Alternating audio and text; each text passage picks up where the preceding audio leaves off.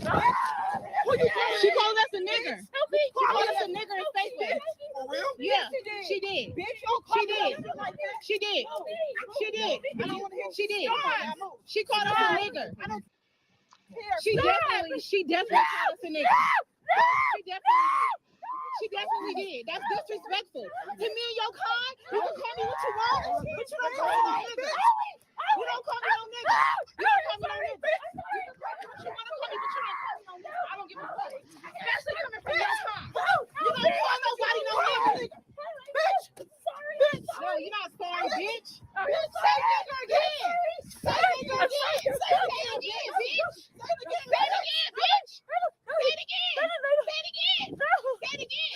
Who's the nigga now? Who's the nigga now? Bitch, who's the nigga? All right.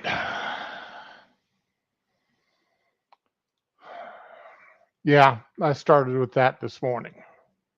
That's the kind of mood I'm in. I've been up all night.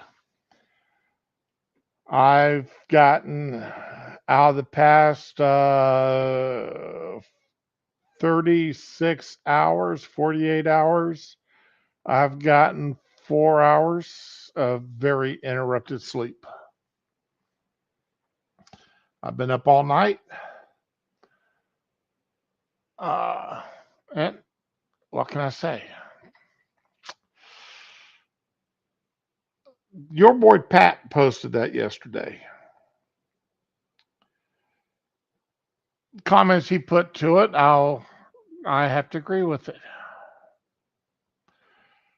My comment is no, there are no words that you can say to me about me that I'm going to chase you down in another location and beat the crap out of you over. All right. And I won't excuse words. I won't excuse you over words that were said. And then you chase them down to another location to beat them up over it. They stand there in your face and they say something highly offensive and you reach out and you smack them one. Okay, that's one thing. That's one thing. Okay. That kind, the words were still fresh in their mouth and you reached out and popped them. Okay, I can see that. And I may still say it's wrong, but I can see it.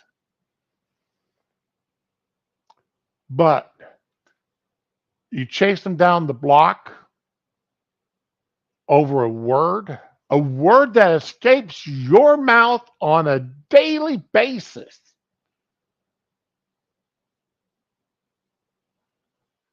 That you call other people on a daily basis and that other people call you on a daily basis. And it's only because of the color of their skin is whether or not you find that word acceptable. I'm sorry. You're going to go to jail. I am going to vote to convict you every damn time. I'm going to want you arrested. I'm going to want you in jail every damn time. That is inexcusable.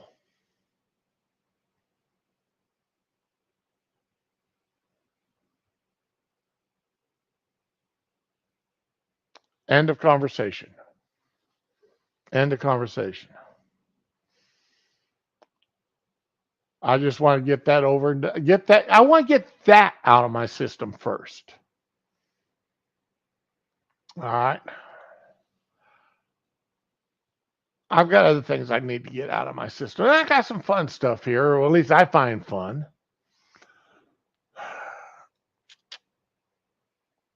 All right. Let's see. This in here can go to the bottom of the pile because that's fun. Whoops. That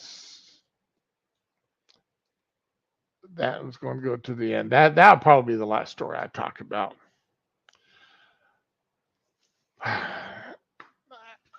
Will they ever learn? Will our Congress ever freaking learn?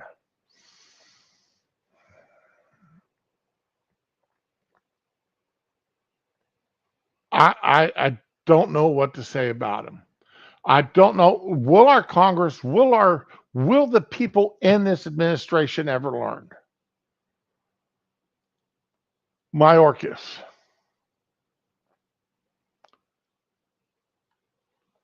Now, there are several Democrats that I hold in high contempt. There are several I hold in contempt. Period.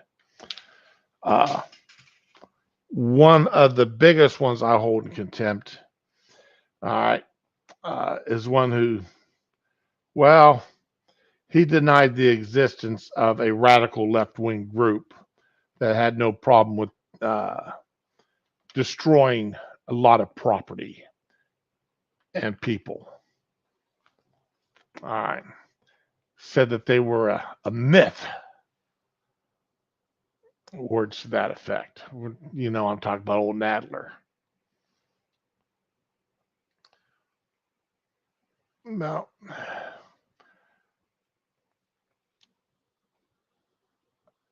The Judiciary Committee in the House had a meeting. And Andy Biggs out of Arizona. By the way, good morning, Fury, or afternoon, Fury, and morning, Neil. Wiley Kyle Cogley, good morning. Glad to see you. Been a while.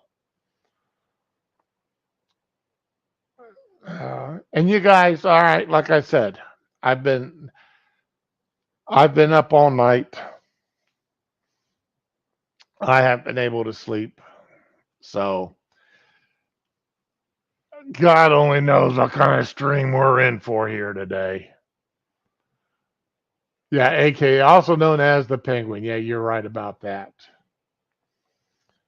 So, we don't know what kind. This is going to be a ride. What can I say? All right. But here we go. Let's listen to Andy Biggs at the start of the House Judiciary Committee meeting. Thank you, Mr. Chairman. This amendment makes technical changes to the bill. It adds a section to the bill repealing two Biden administration Department of Labor regulations that place additional burdens on agricultural employers who are trying to do the right thing and use the H-2A program instead of using illegal workers. I'd urge my colleagues to support the ANS, and I yield the balance of my time to a man who's been the driving force in Congress for border security and immigration reform, and in my opinion, an unsung hero, Mr. Biggs. I thank the gentleman, and I appreciate his comments, but I also appreciate all of his effort and hard work on this bill and with regard to the ANS as well. You know, the border is overrun. And I dare anyone to deny that the border is being overran. I dare anybody to deny it with a straight face. All right. I really do deny. I wonder if anybody will deny that. I want to tell you about my experience back at the border again just last week, because I go often. I grew up in a border congressional district. So we were driving along the Tohono O'odham Reservation that has 62 linear miles of the Arizona-Mexico border.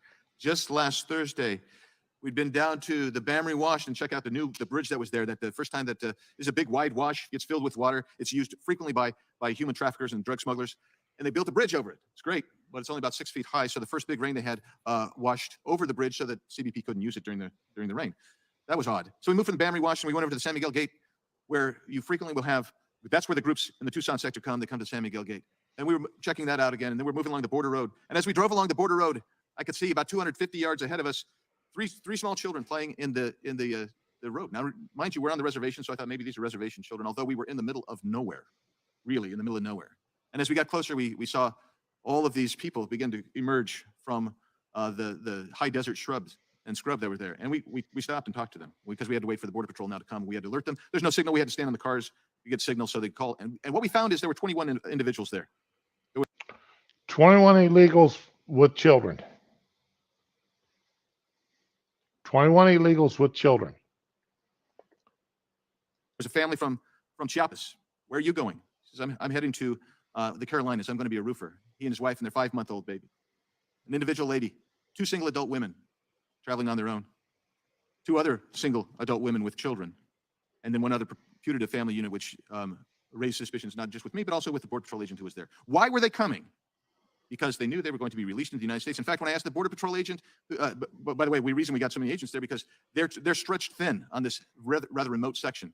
They finally got there. We said, how long before these individuals are going to be released into America and go to the interior where they want to go, which Washington State, Austin, Texas? Why in the world did you come to the Tucson sector instead of El Paso sector? Because the cartels brought us here.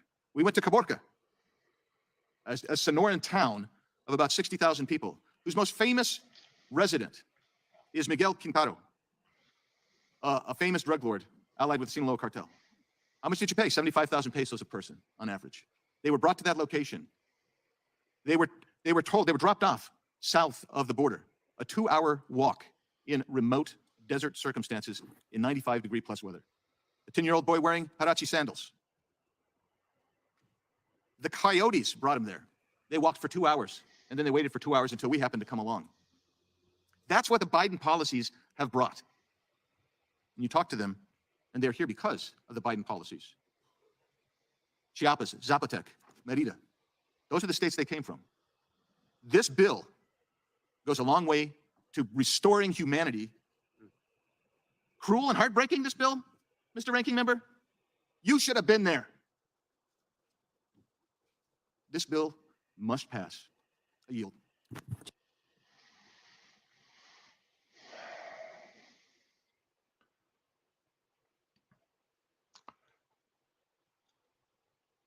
A member of Congress was there and helped catch illegals coming across the border. Let's consider that for a moment. Why are we in this position? Anytime a member of Congress is there and witnessing crimes happening out that blatantly,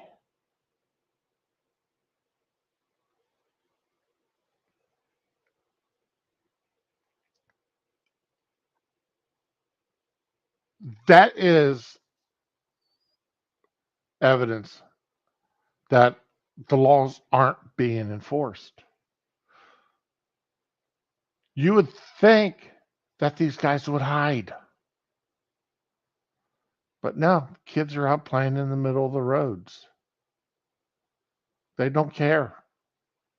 They want to get caught so they can get food and medical attention, then released to go to the interior of the United States.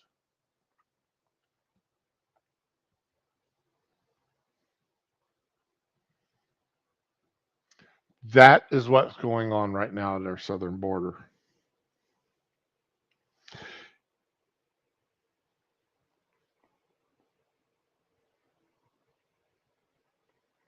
Oh, yeah, Fury. I don't even want to think about that.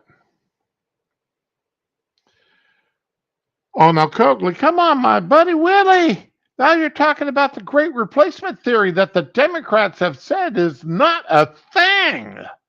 There's no such thing as a great replacement theory. You know, that's not happening. They're not bringing all these illegals in here hoping that they'll all vote for Democrats in the future. That's not happening. You know, replace all the white people in this country with black and brown people. No, that's not happening. No. You know, they're just because they're bringing 2 million people a year over the border illegally, allowing them to cross the border, and then stay in the country, and then want to give them, you know, voting rights because, you know, they're in the country. You might as well let them vote. They're living here. They have the right to have a say in the government.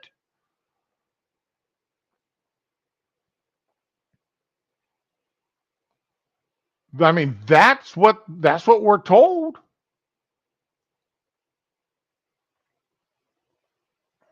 That's what we're told. That, you know, that's not a thing.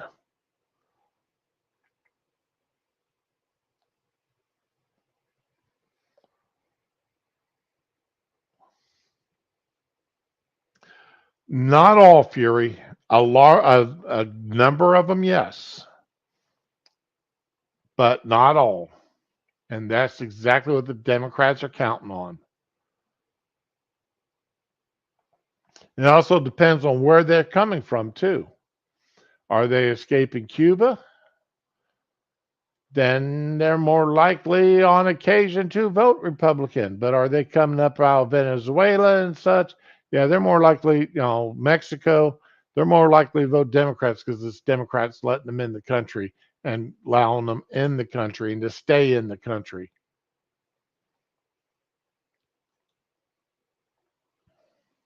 It's only the ones that came here legally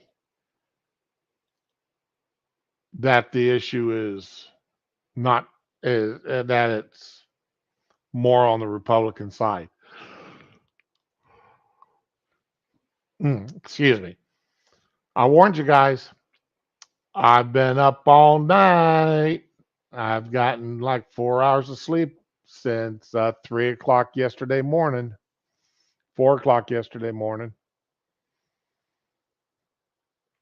So, and that was a very broken sleep. So, I'm going to do the best I can, but I make no real promises. Whoops. I don't want that.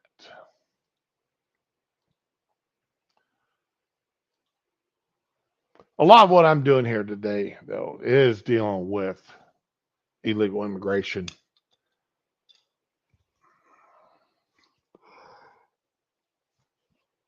Take my glasses off there for a second, rub my eyes. All right.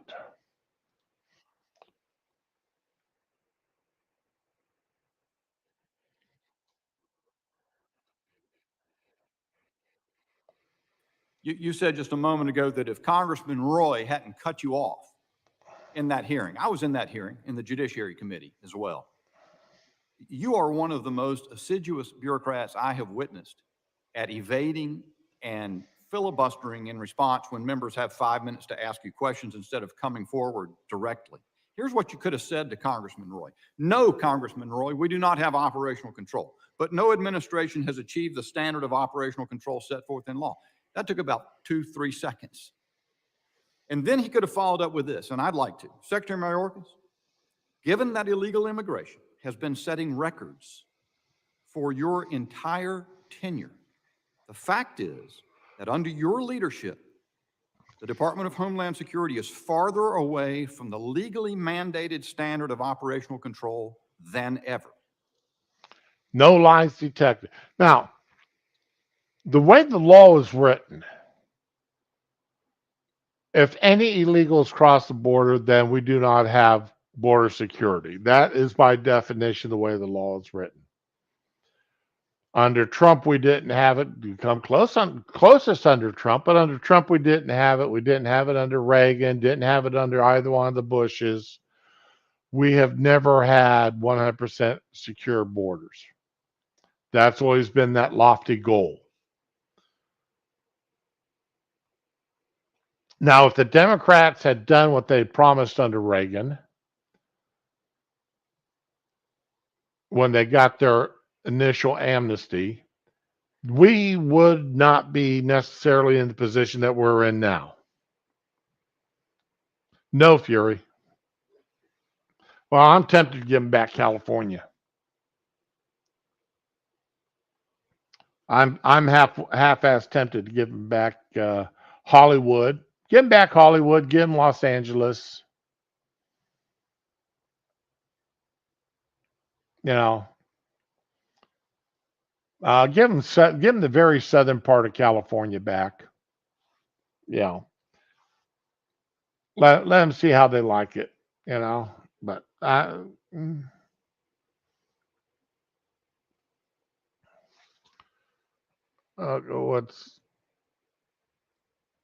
okay. We had some breaking news just come across. I don't know what it is.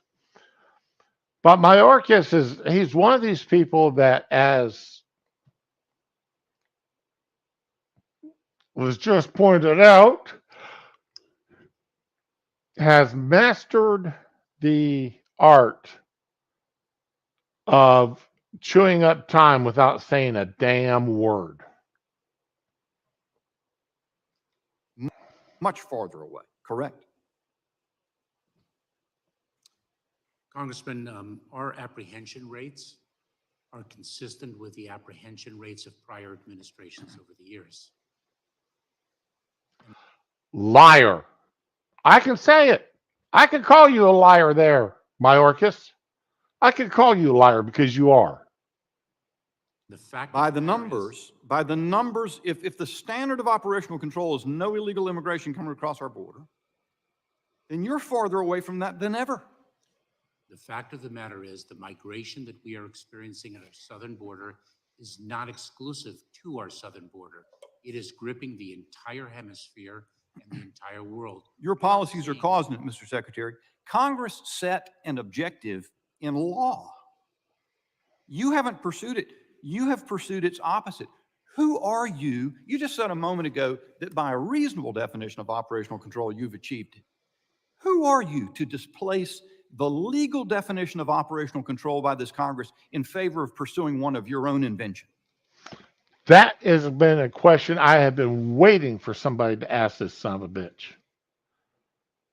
That is a question I've been waiting, because the operational control of the southern border, as I said, by law, by definition, in the law, is no one comes across that border illegally. And Mayorkas and this administration has changed it, changed the definition, changed the meaning, changed the standard. They didn't change the law. They just said, we're going to call this good enough. We're just going to call this good enough. Good enough for government work. I'm not displacing the definition. Well, you just said a reasonable one is a different one, right? What do you mean by that? How is the one defined by Congress not reasonable? You understand what law means? You're a lawyer. You're an excellent lawyer. You know that not to be tenable. You're a member of the administration charged with the duty to execute the laws that Congress has passed. Isn't that right? Absolutely, and we are doing so. Not You lying sack of shit. You are not executing the laws.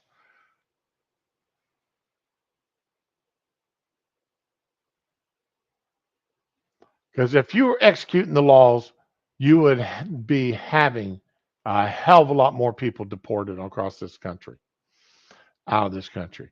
You'd be going after the dreamers. You'd be escorting people across that border left and right. You would have more people out there on that border instead of chasing them down across the country to give them cell phones. Not the operational control standard. You've abandoned it to adopt one that you say is reasonable. Correct? Congressman, that is a definition. You're asking me whether we enforce the laws that Congress has passed, and the answer is yes, we do. No, you don't, because Congress set forth an objective in law, and you have seen fit to disregard it. Let me ask you this. Chief Ortiz, when he testified before us in March, didn't just admit that we don't have operational control of the border, didn't just admit that the border, much of the border is not secure. There was this. I said, the cause is change in policy, is it not, sir? Will you be candid enough to be unequivocal and clear that that has driven the change? And here's his answer. I will tell you, sir, that when I was a deputy chief and acting chief down here in 2014, a lot of people described what was happening here in South Texas as a humanitarian crisis or border crisis. And I was very candid. And I said, I think we have a bit of a policy crisis. And I still hold true that we have some policies in place where we need to ensure that the men and women out there patrolling the border, investigating these criminal cartels, are actually allowed to do their job each and every day. And I said, and their job is to detain and remove immigrants. And he said, yes, sir. How about you, Mr. Secretary? Do you admit that your policies have led the country farther away from operational control of the border as defined by the Congress? Congressman, no, I do not. I'm not surprised. Here's your admission. Here's one of you. All right. Now, somebody tell me if I'm wrong here. Somebody tell me if I'm wrong here. All right.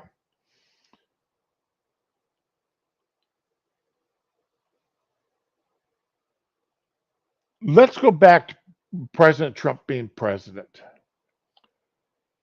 Let's go back to Trump being president. Pick any Republican, but Trump's the most recent. All right. And he was one hated by the Democrats and the press. And he had people working directly for him, as Mayorkas does, blatantly disobeying the law, as Mayorkas has been.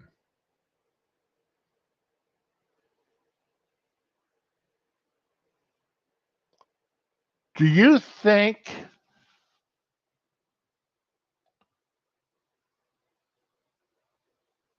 that hearings such as this would go uncommented upon?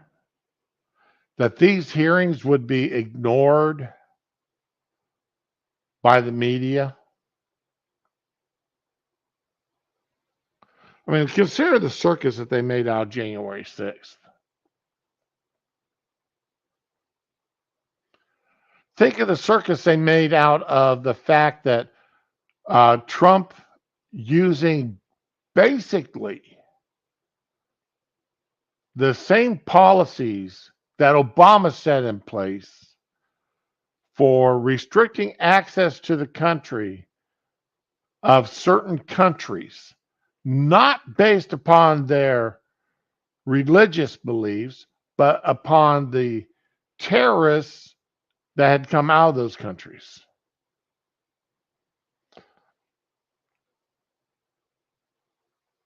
Remember, it was called a Muslim, it still is called a Muslim ban by the media today, even though it was basically the same countries that Obama had restricted entry from.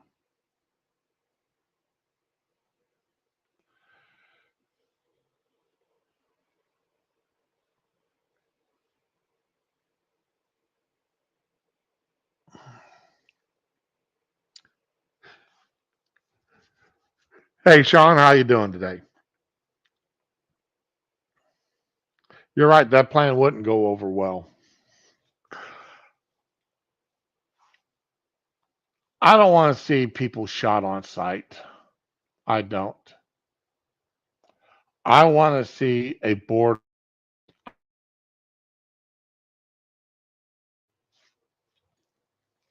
be it Border Patrol or be it Guard, Air National Guard patrolling the borders, the Navy, the Coast Guard patrolling the borders where necessary,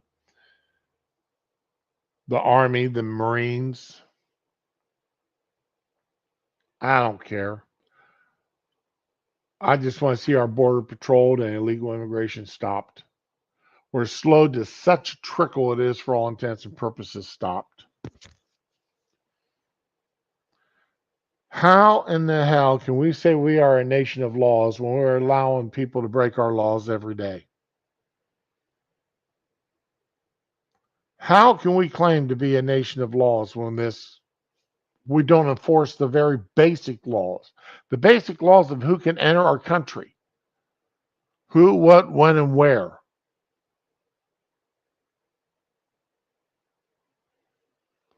The very basic laws that every country has of who can enter their country. And, as I said, the who, the when, the where, and the why. Because if you're not the right who, if you're not crossing at the right where, if you're not crossing at the right when, and for the right why, you shouldn't be allowed to stay in our country. You should be deported immediately.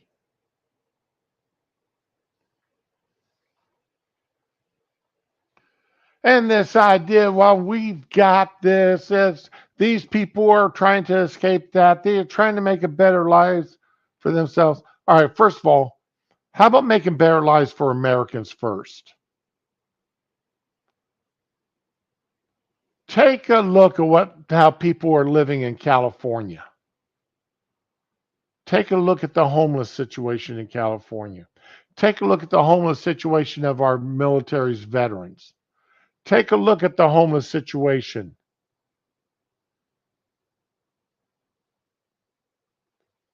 People living, literally hand to mouth.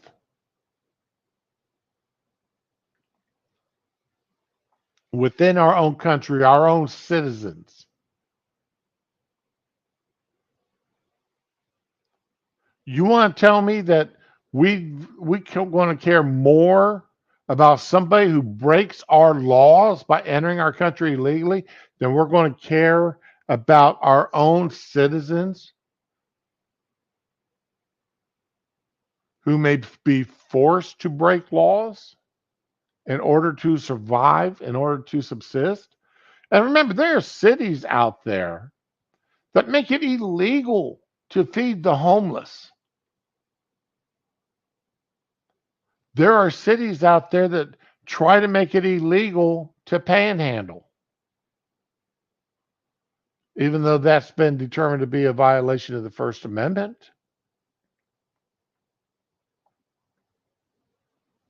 But there are cities out there that, you can't feed a homeless person, or you can only feed so many homeless people. Or you can't ask somebody if they can spare a dime or a dollar.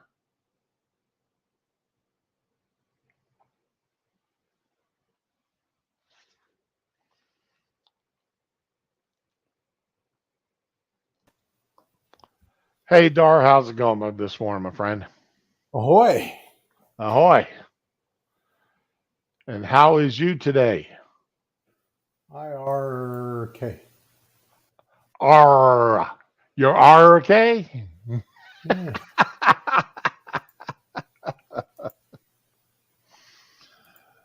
Yeah.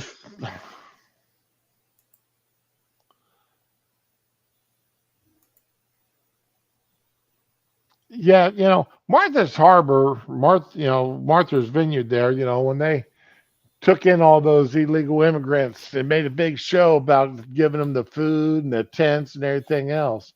They were there for what, 24 hours, and then they were gone, shipped off to the military. They made a big show about getting rid of them.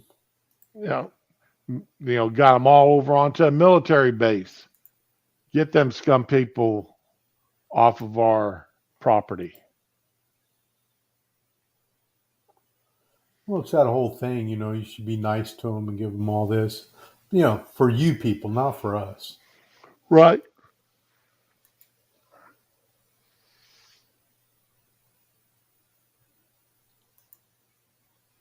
The food, the tents, the swift kick in the ass. Yeah.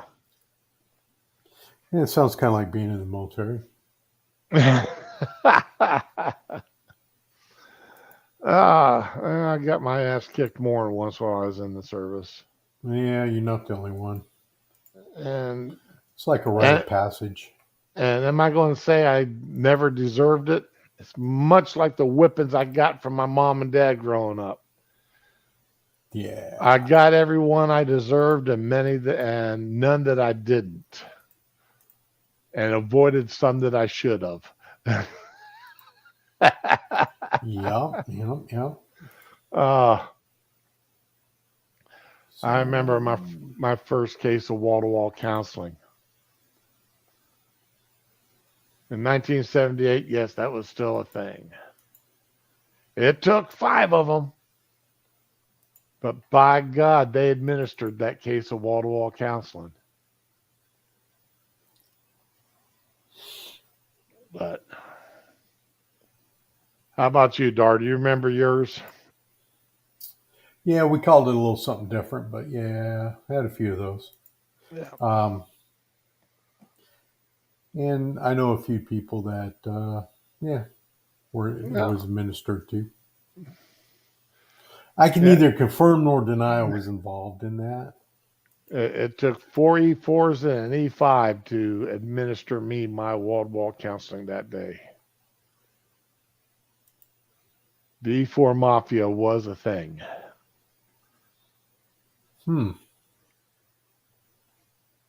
Some people think it's only in the Army, but it's not. It's in the Air Force too. So, I don't know there, Sean. At least the blanket party, See, know that's what? that's what we called it in the Navy, the blanket party.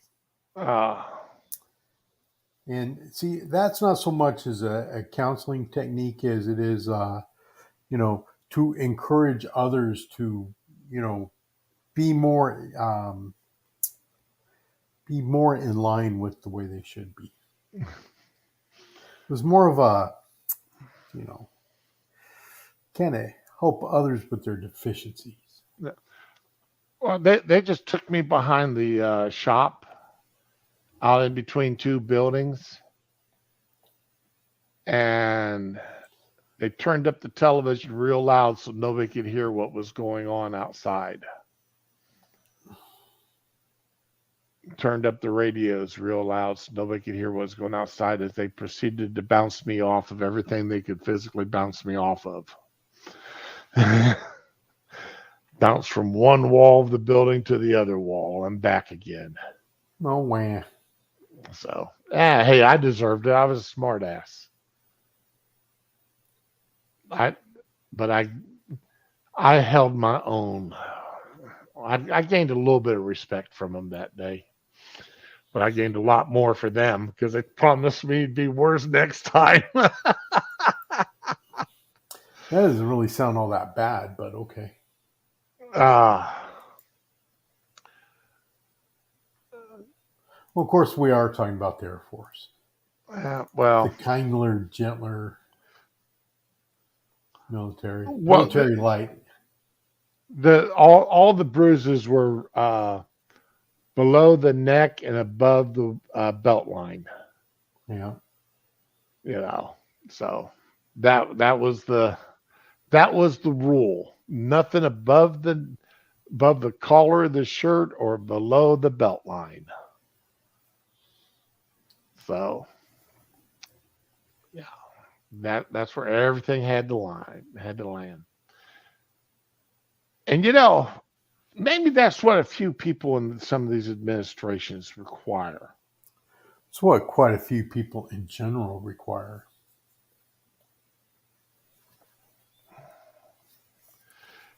Yeah, well, we had the old-fashioned tube televisions. You turned them on, went to the kitchen, made some, broke out the saucepan, poured some oil in it, poured in the popcorn, popped up the popcorn. By the time you got back, the TV may be warmed up enough to actually watch one of the 3 channels if you were lucky. So Yeah, the 3 channels and 2 UHF if you were lucky. Oh, you had UHF?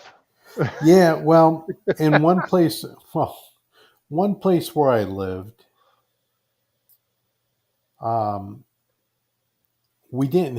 you couldn't get a TV signal down there, so we only listened to the radio. Mm-hmm. And so when we'd go to like friends' house and they had TV, it was like, holy crap, man, they got TV. And it was funny because we sit there and watch shows we could care less about. And yeah, just because it was on and we could. Well, see, I could ride down to a friend's house. It was only about 3 miles. So I could get on the bicycle and ride down to his place. And if there wasn't anything for me that I had to do around the house or out in the garden or the fields at that time. And they actually had TV, one of those VHF, UHF antennas. Yeah. So they actually could pick up the UHF channel. Yeah, no, one place where I lived, we had 2 UHF channels. There was never anything on. on, except for on Friday nights after 9 o'clock, they would show like the creature features. Right. And that was one of my favorite things. And then on really early on Saturday mornings, they would show Kung Fu Theater. So Let's see, the one UHF channel, we ended up having a second UHF channel, one out of Cleveland and one out of Canton. And the Canton one Sunday morning was church services until about 2 o'clock in the afternoon. But Saturday night was the one out of Cleveland had the Great Goulardi on it, so we'd sit there and watch that, and that was the creature feature. Yeah. That was also the channel that we could watch Star Trek on. So, yep, the 20th. Well, there was always that between midnight and 1 in the morning, they played the national anthem, and then you had the Indian head emblem on the television for a while, and then it just go to static until about 5 o'clock in the morning. depends on which channel, because we had a channel in Colorado that always played the national anthem when they went off the air. It showed the American flag, played the national anthem, and you knew there was no TV till 6 o'clock the next morning. Yeah. But I do remember the old Indian Head one. That was on a different channel. Well, yeah, they did. The station would play the national anthem and such, and then it would go to the Indian head, Yeah. and then that'd be up Yeah, I for miss maybe those days. that'd be up for a half hour or so, and then it would go static. Once the national anthem was over, we always turned it off. There was no reason to Yeah. sit there and look at it any longer.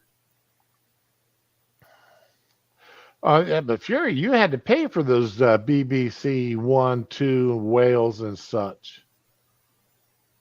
You had to have a TV license. Yeah, it had to have your license. Yeah, it's kind of crazy. The BBC, in this day of everybody streaming everything, I wonder how the BBC is making money anymore with people just picking up streaming services. Oh, maybe the government funds them. Of course, I think internet might be different over there too. I don't know. But They might be getting a cut from that. so, Hard to say. but coming back to the southern border, now Yeah. I neither give great weight or totally disavow the following story. Because I'm not familiar with this news source. All right. What's the news source? I've heard several people talking about it here in the past 24 hours, 48 hours. So What's that's in, why what's in the I'm name bringing of it the out. news source? Okay, it's called the Discern Report. Okay. Why are thousands of military-aged Chinese men suddenly migrating across our southern border? That's a very good question. Vast numbers of Chinese citizens are illegally crossing our border with Mexico. The U.S. Border Patrol is able to apprehend some of them, but thanks to the Biden administration, once they are processed, most are given notices to appear and then freely released into our communities. All right, now, obviously that's an issue I've had about, I don't care where they're from. But I'm particularly, if this is true, and I'm not saying it is, and I'm not saying it ain't. This is just a report I've heard several people commenting on. Well, so I give it great weight, and the reason I do that is because other media sources have also picked up on it. They haven't given it enough attention, in my thoughts, but If this is true, you're absolutely right. They have not given it enough attention. It's almost as if they are intentionally ignoring it. yeah. So I have, it was funny because I heard a couple other news sources. They gave the report about the amount of military age Chinese people men coming across the border. Um, but then it was like a throwaway, right? Then they didn't mention it again, Right. which kind of, anytime stuff like that happens, it always worries me when that happens. Uh, according to Fox News, U.S. officials are seeing a 900% surge in encounters with Chinese nationals at our southern border.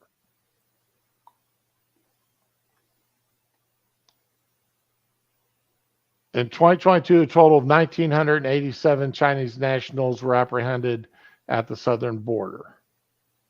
As of March 30th, a total of 4,293 Chinese nationals have already been apprehended.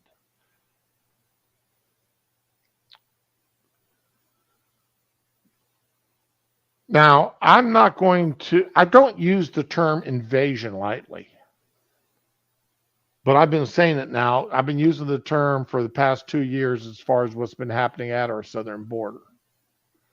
When you have over 2 million people crossing our border illegally and being allowed to stay in our country, to me, that is nothing less than an invasion. Yeah. Even if it's a non-military invasion. But Well, when we have, the southern border's been being invaded for the last year and a half. So, but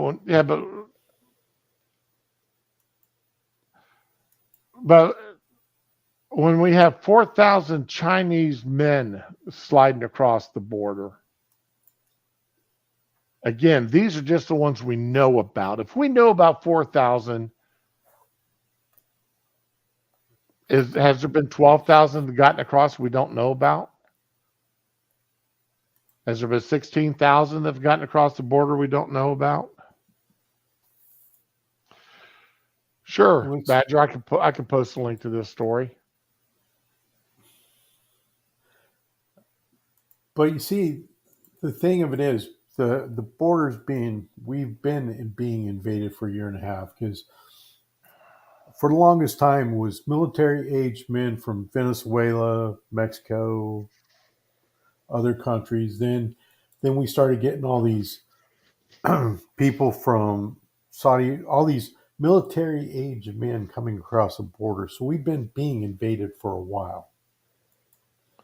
And even if it's just non-military age, because they were telling us that it was mostly, women and kids, right? Right. That's not the case. That is not the case at all. So technically, we've been being invaded for a year and a half now. Oh, I fully agree with you. I fully agree with you. I've been calling it an invasion now for 2 years. The invasion started when the first convoy, or whatever it was they called them, all them people riding the backs of trains and such, coming up to meet on the border or just south of the border, waiting for January 20th and Biden to be sworn in. And then you're right, a lot, Fury Kitten brings up a good point. We've had Somalis, we've had Algerians, we've had so many, we've had them from all parts of the Middle East, all parts of Africa, and coming across, getting across the water any way they can, then coming up the southern border. It doesn't matter how they get across the border. As long as it's the southern border, they're happy. Yep. Doesn't matter who it is as long as it's the southern border. And with these hearings that have been going on, I have not listened to all 8 hours of the hearings. All right. But I don't think anybody's asked about all these Chinese and what their political ties are to the CCP. You know, are they military backgrounds? Are they, you know, what are they other than just Chinese? That we already know our infrastructure is tottering on the brink. We already know that, you know, a few well-placed bombs here and there, a few well-placed bluey kablooey items replaced here and there can destroy or take down the electrical grid for half the country. It's already happened once.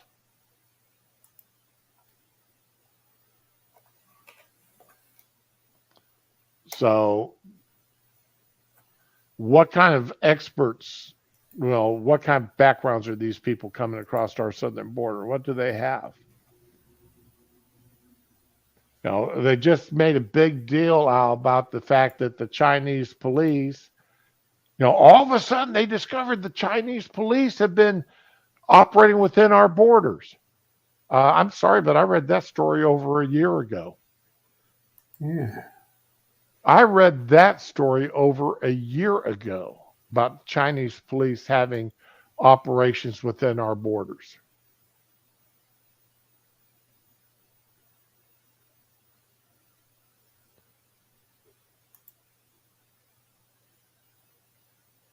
Yeah, the caravans, Fury.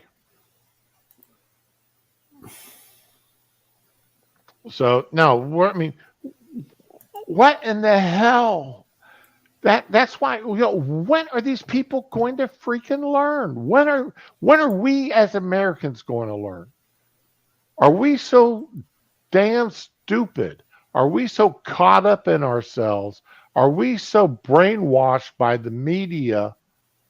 Or are there enough people brainwashed by the media and the leftist rhetoric that they don't think that we've been bringing our own enemies into our homes?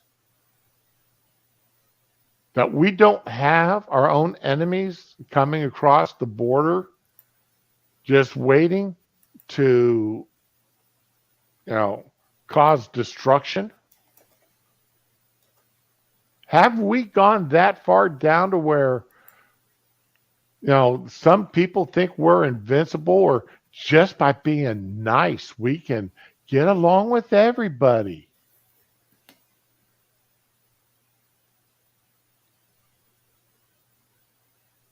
I know I'm not the only person. God knows I know I'm not the only person, but it's one of the reasons why my boss keeps me around. It's because I'm that person that sits there and says, what if? What's going on here? How can this go bad? I'm that guy that looks at things and, you know, everybody else is saying, oh, isn't this wonderful? And I sit there saying, but look at how this can go bad. What have you done to take care of this for when this goes wrong? Because it's not going to always go right.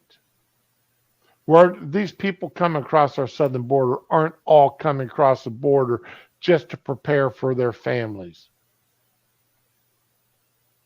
Anybody who believes that's a damned fool, an idiot, or a traitor. One of the three. Yes, I did say traitor, and I meant it.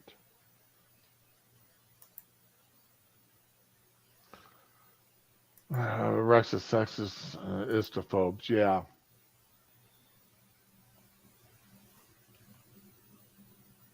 I had a long discussion about that with a person of color a couple days ago. Face-to-face discussion. somebody that actually at one time called me a racist. And we sat down, we had a discussion. And they actually apologized to me. Surprise number one, said, yeah, you know, as they've come to know me, they've seen me. It's not the fact I'm a racist. I treat everybody the same way.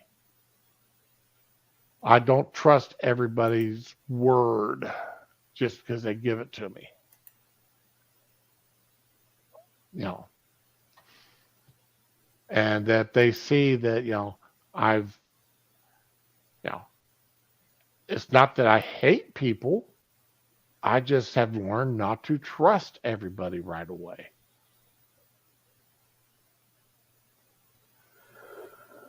Working with the public will do that to you because people lie. If there's one thing, one truth in Dr. House, it's people will lie, and they will lie to you right to your face. Everybody lies, I believe is what he said. If there's one truth in that show. The question is you got to find out where they're lying and how bad of a lie is it. Is it a little lie? Okay, I mean, hell, little lies don't bother me. It's the big lies. And as far as our country goes, it's the big lies about these people coming across our borders that are the American people are being fed by this administration and the media. That's what gets me. And we got these sycophants out here just sucking it up. They're taking that big old turd juice and sucking it down. They're believing it.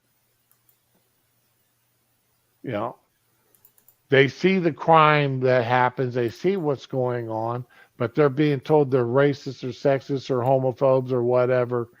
You know, they're xenophobes if they don't want to see these people come across our borders.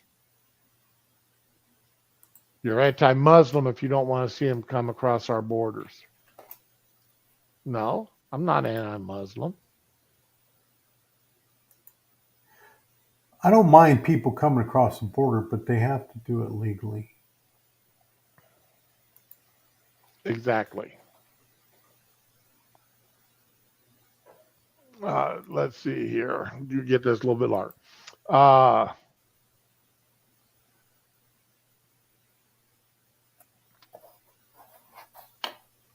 Now, one of the things here, quotation, did you notice all the Chinese migrants in the footage are men? I didn't see one single woman. Talking about this footage here. News Nation. Isn't that one of the new news outlets is supposedly? Yeah. But no, they're not supposedly anything. They're just a new one. All right. I thought they were, just the news with no bias type things. Yeah, they kind of say they are, but I don't believe them. 2 busloads of migrants released to non-governmental agencies in Brownsville, Texas, were being released notices to appear, but there are so many crossings, no more space to house them. First of all,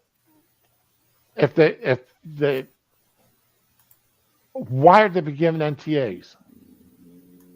If we can't get them before a judge, get them across the border. End the conversation.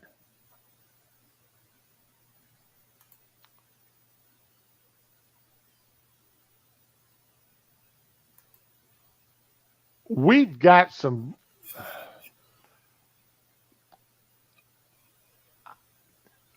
do we have a problem here beyond, and when I say problem, I'm saying beyond just the problem of people entering our country illegally, beyond the fact that these people who are entering our country illegally are being supported on the welfare, Medicare, Medicaid, et cetera, having to go through job training, okay, and yes, taking jobs from American citizens. There is no there's nothing there to show what their actual backgrounds are. We have to take it take them at their word.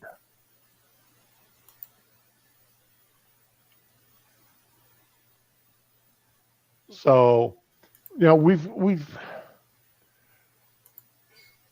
again, I got to ask, am I being over pessimistic? Am I looking at this glass too dark? And I don't think I am.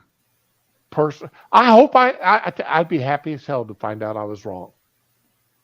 I would be one of the happiest men in the world to be able to stand up and say, yeah, I was wrong.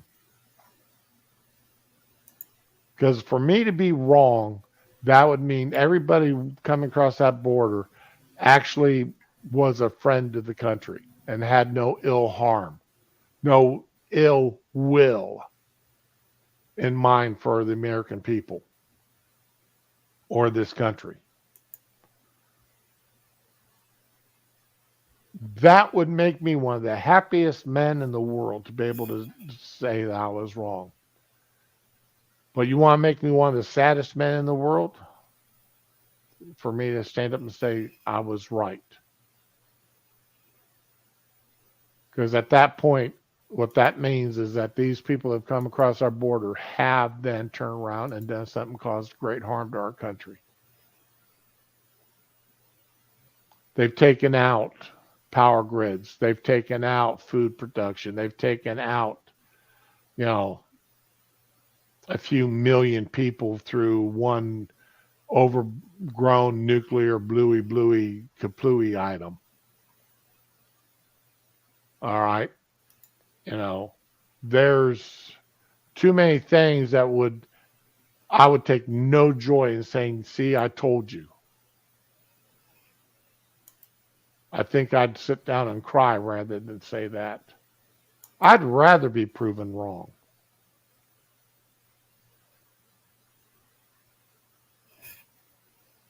But that's why I get so frustrated with what goes on with Mayorkas and these people. And if you really want to, okay, here we go. And I'm not the only one. I am not the only one there. Your stand in your testimony today regarding operational control of our southern border, which by any reasonable man's definition has only been lost, handed on the word and the legislation that gave birth to the lost and all illegal crossings and holdings ever. Make a grip. America be okay with that. But you and your execution of your inaugurated president's policy have given America a flood. We've identified over 11 laws that you violated. Some of the most egregious: the Secure Fence Act, 2006, concerning operational control. Immigration Nationalization Act, 236, Section C, 8, U.S. Code 1226, concerning detention. INA 241, Section A, 2, U.S. Code 8, 1231, concerning detention. Immigration and Nationalization Act, Section D, 5, Alpha, 8 U.S. Code 1182, concerning parole. Giving you ample opportunity to seek some sort of honorable exit from your executive position, sir. We take no pleasure in witnessing you dismantle yourself as a fellow American before the whole country. Your legacy: millions of illegals enter our country, millions under your watch, loss of operational control of our border, aligning DHS policy as an asset to Mexican cartel drug and human trafficking, the disintegration of our national sovereignty, destruction of countless thousands of Texas family lives, overwhelming crime waves sweeping across our country. Over 1 million criminal runners you call gotaways flooding into America, many carrying backpacks loaded with deadly fentanyl and meth, or herding teenage girls into prostitution, sex slave networks across America. 225,000 Americans dead from Mexican cartel drug overdose since you took office 2 years ago. You and your inaugurated president, but mostly you, sir, because you have your whole mind about you.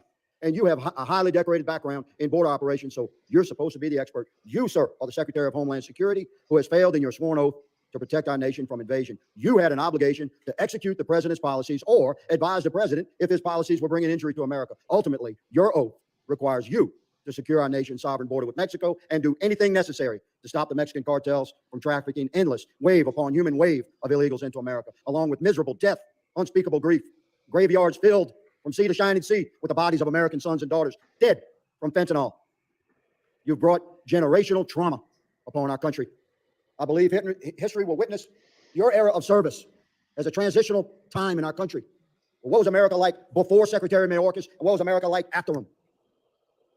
It's stunning that you could sit there and smugly grin as if you've not miserably failed your country. We could give you money to hire 1,000 new border agents. Nobody wants to work for you. They're coming forth. We can't keep up with the whistleblowers that are coming to testify against your command. We could give you money to deploy all sorts of new technology. I have evidence in my file that you've given command to not deploy technology that you currently have because it interferes with the cartel's business model. We're done with your lies to America. It's shameful what you brought upon our country.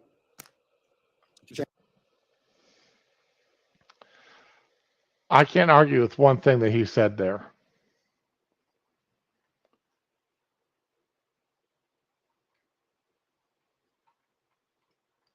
But he is being portrayed as an idiot. He gets portrayed in the media as a blowhard. He gets portrayed in the media as being wrong.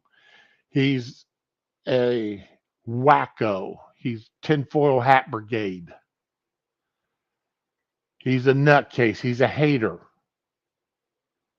He is all the things that you don't want to be because he dares to say what many people think.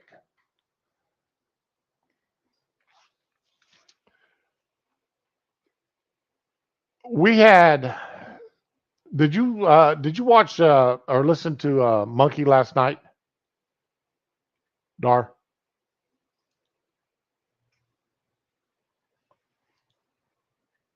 Oh, he's muted. Okay, I'm sorry.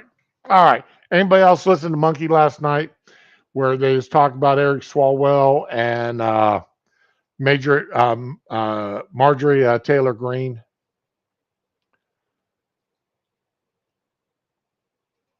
That was a trip. All right. I'm going to start it off here. Monkey didn't play. I already had all this set up. I was going to play it this morning. So, but Monkey didn't play what started this whole thing. So I'm going to.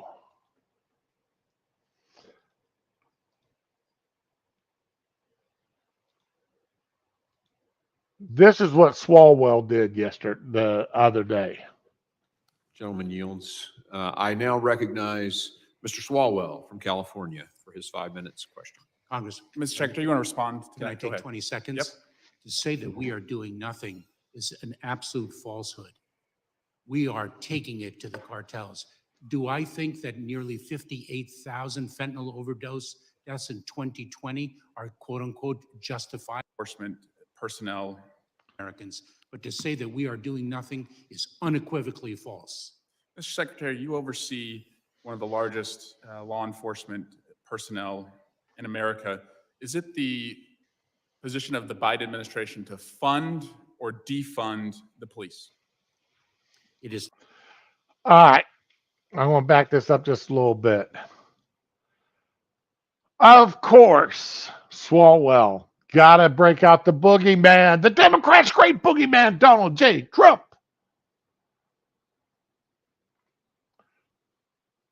Got to break out that boogeyman. The guy they can't stand. All evil. Evil incarnate himself. They've got nowhere else to go. Donald J. Trump is living in their brains rent free. It is to fund the police. And does that include to also train them to catch the bad guys and also not to harm the good guys? Congressman, that is the sworn oath of officers. And you would agree that unlike any time before in our history, police officers are in danger today. They have a target on their back, violence committed against them. Congressman, I know that law enforcement officers are under tremendous attack. And do you think go ahead. Do you think anti-police rhetoric hurts morale or helps morale as you're trying to recruit people to be law enforcement officers? Congressman, it hurts morale, and that is why it is so important that law enforcement leaders continue to communicate the nobility. Ah, and which party was it that called for defunding cops across the country? Which party is it that had people run on the promise of defunding the police? Which party was it that is still trying to actually defund the local police? The state, not the FBI. The FBI are federal police. People aren't worried about what the FBI does. People are concerned about their local police departments. The people they see on the police they see on their street corners every day. They don't care about the FBI. We don't see the FBI. We're more afraid of the IRS agent than we are the FBI agent.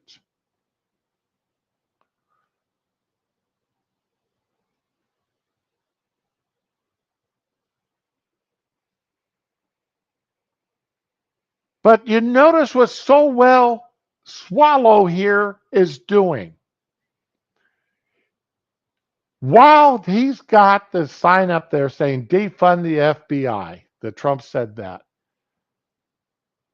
he is making it appear as if Trump was talking about the local cop on the beat, the guy you see that pulls you over for running the red light, the guy that you call when somebody's breaking into your home, the guy that you call when someone's doing, they're trying, they're breaking into your car or breaking into your store.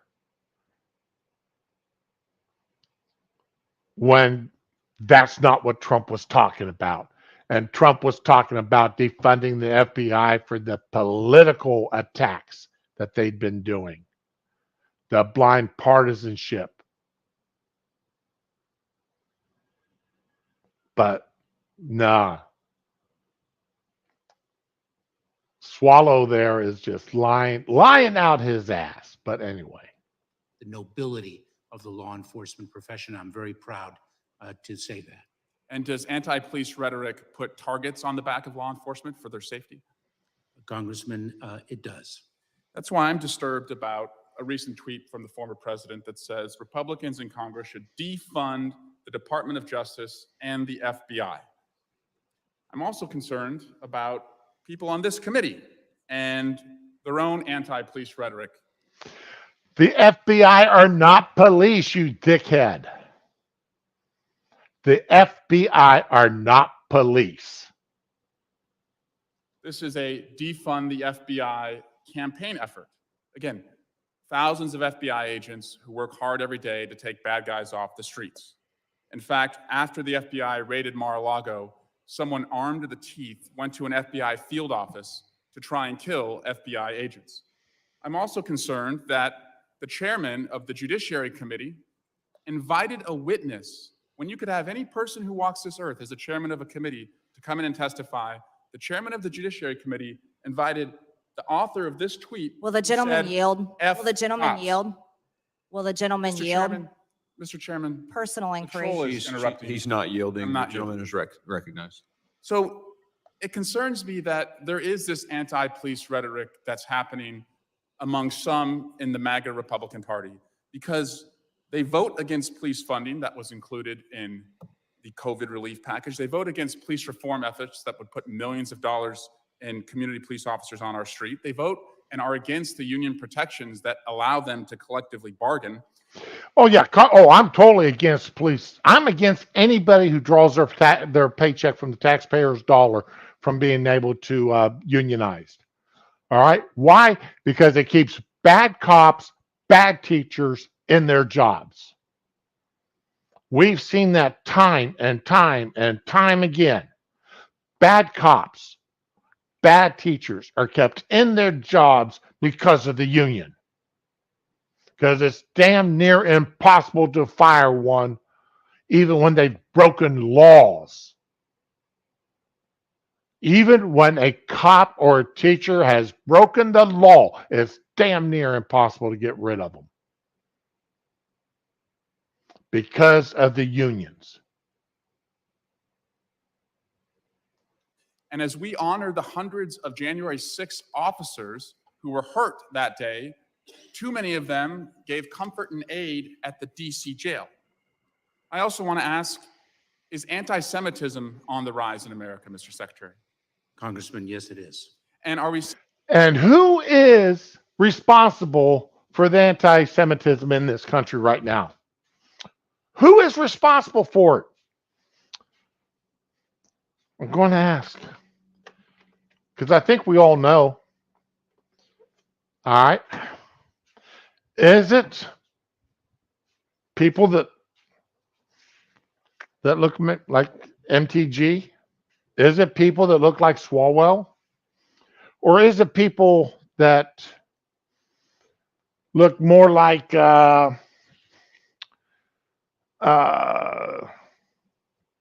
well, yeah. seeing increases in violence toward Jewish Americans? Congressman, yes, we are, and we are seeing that for other minority groups as well.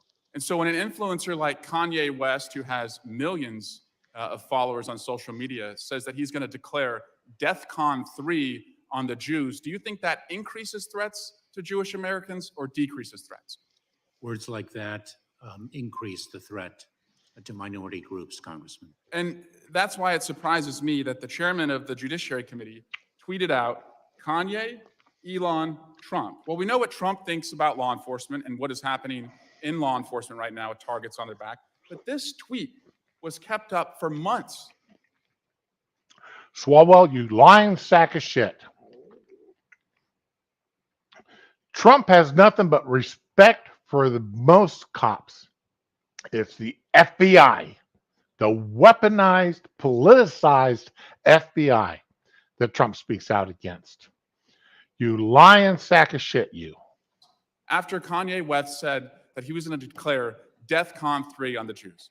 Mr. Secretary, do you believe that all of us have a responsibility to elevate our rhetoric and to denounce anti-Semitism and anti-police rhetoric in this country so that Jewish Americans and police officers can be safer? Congressman, I do. Thank you, and I yield back. All right. Phone charging slowly. This is the fact. All right. So there is that. That Swalwell's testimony. Okay. Now, right after Swalwell got done with his, it was just ironic. It's just, I mean, almost perfect timing that Marjorie Tyler Greene was called up. All right. Do I have this set right for a change?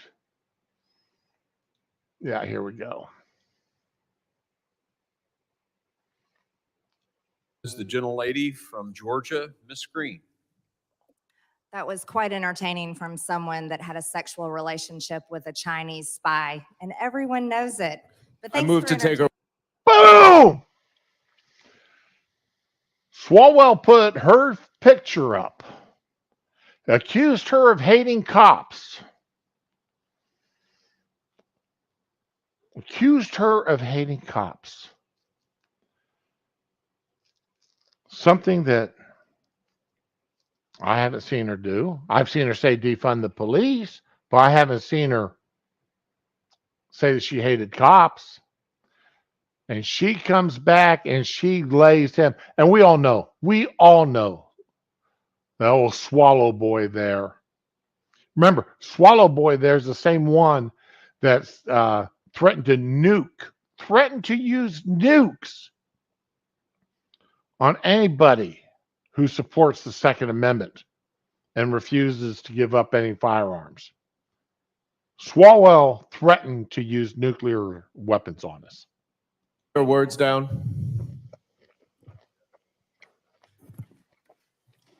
Completely inappropriate. Yeah, stand by just a second while we research the rule. Give me just a second. All right. I mean, they're breaking out that rule book fast and heavy. All right. So all right. Let's listen All right. This whole thing here, this whole 5 minutes or 8 minutes, a lot of dead air here as they reviewed rule books and such. So we'll skip around here quite a bit. Question about what the young lady said. I've been on this committee from day one. We've never had an accusation made of any member like that. Saying that a member sitting on the panel hates cops.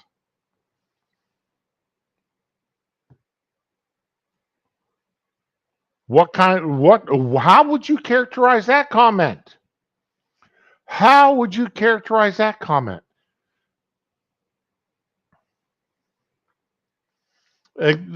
Exactly, Fury.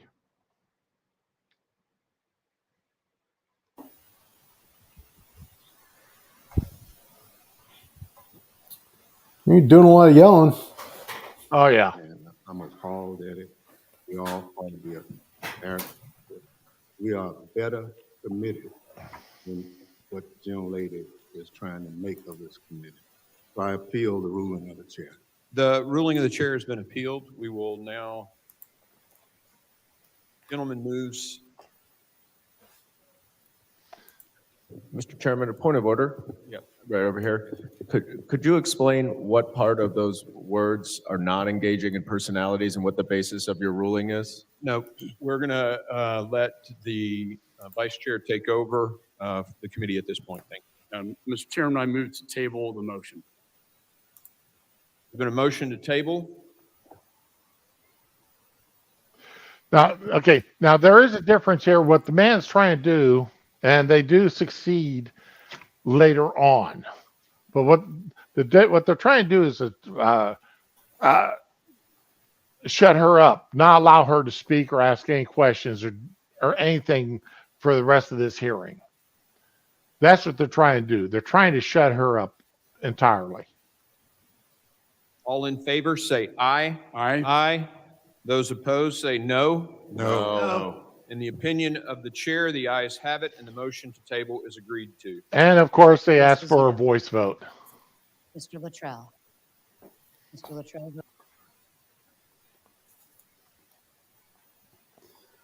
Yeah, no one wants to Other go on members in the record. room who wish to have their vote recorded? Clerk, how am I Okay. recorded? You are not recorded. The chair votes aye. Chairman Green votes aye. The clerk will report the tally. Mr. Chairman, on that vote, there were 11 yeas and 9 noes. The ayes have it, and the motion is agreed to. The previous motion is tabled. So the Democrats did not, on that chance, get to silence her. Okay. But MTG, and this is where she's a stupid person. She already knows that they've got their sights set on her. They are mad at her, and they are going to come after her.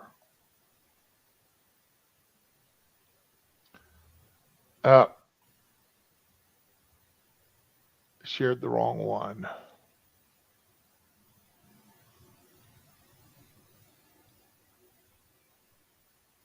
Here we go. So she gets to finally talk now. Is recognized, and we will give her the time when the clock was stopped, and we'll give you an extra 10 or 15 seconds. Thank you, Mr. Chairman.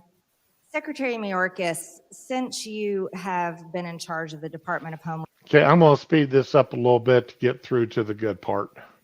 But, you know, what she asked and everything is important, so we're going to have to listen to it. Security, there have been 0 miles of border wall added. There have been over 5.5 million illegal alien encounters at our border, 1.3 million known gotaways, and approximately 870% increase in apprehensions in just one sector of the northern border. She's stating all facts there. It's important. She is stating facts. These are facts admitted to by Mayorkas and Department of Homeland Security and the Border Patrol. American mothers and infants suffered a severe baby formula shortage, all while this administration was happily stocking the shelves for illegal aliens at one of the largest processing centers in the country. American mothers were forced to delay inductions at the Yuma Regional Medical Center because of your policies. They have flooded their maternity unit with illegal aliens. Tens of thousands of migrant children have been forced into slave labor in our country because of your policies. At least 853 dead migrants and counting, the most ever in a 12-month period, died trying to cross the southern border in 2022. And now there are over 300 Americans a day dying every single day, without fail, every single day because of fentanyl, deadly fentanyl, which is the #1 cause of death in young people between ages 18 and 45. Now we have rainbow fentanyl, which even NBC News was acknowledging that the cartels were bringing across our border, and it comes from China. This rainbow fentanyl looks like Sweet Tarts or Skittles, clearly made to target America's school children. It's 50 Again, everything she's saying is stated fact. She's not exaggerating one word right now. times more potent than heroin, 100 times more potent than morphine. And now, under your tenure, Secretary Mayorkas, schools all over America have to have Narcan to save children that overdose on this deadly poison. Let me explain something to you. I'm not from Texas. I'm not from any border state. I represent a district in Georgia, which is in Northwest Georgia. We're not anywhere near Mexico. We're not anywhere near the ocean. But in my district, people die nearly every single day from fentanyl. And I want to know from you, how many more people do we have to watch die every single day in America? How many more young people do we have to see die? How many more teenagers? How many more parents cry themselves to sleep at night, if they can even sleep, because their child overdosed on fentanyl? Now, what she's doing here, and she's bringing up a good point, but what she's doing is she is turning a Democrat's argument against Mayorkas here. You know, Democrats are constantly saying, how many more children have to die because of gun violence? How many more children have to die because of guns before you take away guns, before you ban guns, before you ban the AR-15, before you make it impossible for law-abiding citizens to have guns? All right. She's turning around and reversing this and asking Mayorkas about the same thing over fentanyl, which is killing many, many more people every day than guns do.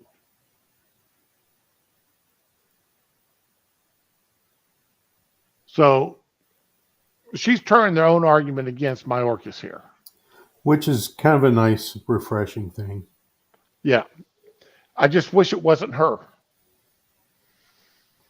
I mean, I'm glad somebody's doing it. I just wish it wasn't her. Why?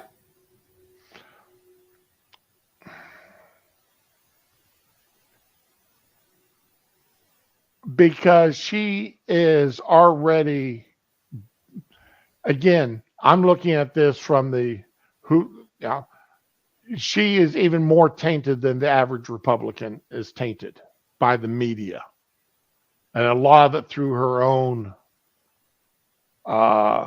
actions. Okay. If this was McCarthy asking these questions, there'd be a lot more gravitas behind them than her. You see what I'm saying? Yeah. You know, I'm glad the question, don't get me wrong, I'm glad the questions are being asked. I just wish she wasn't the only one asking it.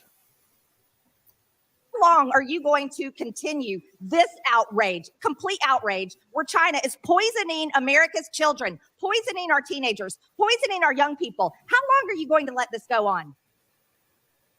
What is the real story of January 6th? Many people have asked that question.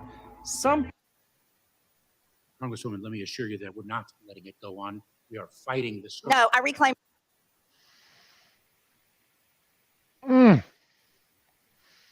My time. You're a liar. All right. Let me see if I can get this without having that commercial this time. long are you going to continue this outrage, complete outrage, where China is poisoning America's children, poisoning our teenagers, poisoning our young people? How long are you going to let this go on? Congresswoman, let me assure you that we're not letting it go on. We are fighting this. No, I reclaim my time. You're a liar. You are letting this go on, and the numbers prove it. You can't lie about the facts, Secretary Mayorkas. While you live in denial and sit over there with this attitude that you're doing everything right, you are killing Americans with your policies. And that is a fact. Your policies are killing people, over 300 Americans a day, over 300, and it's outrageous. Let me ask you another question. We talk about terror.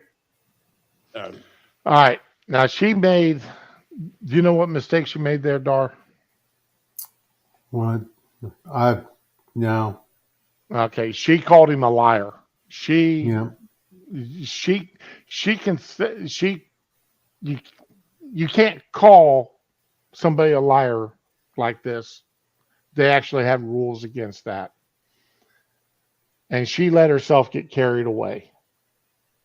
And this is one of the reasons why I'm saying that she is, while I'm glad somebody's asking the question, she's the wrong one to be doing it. Because she didn't have the self-control to play within the rules. Yeah.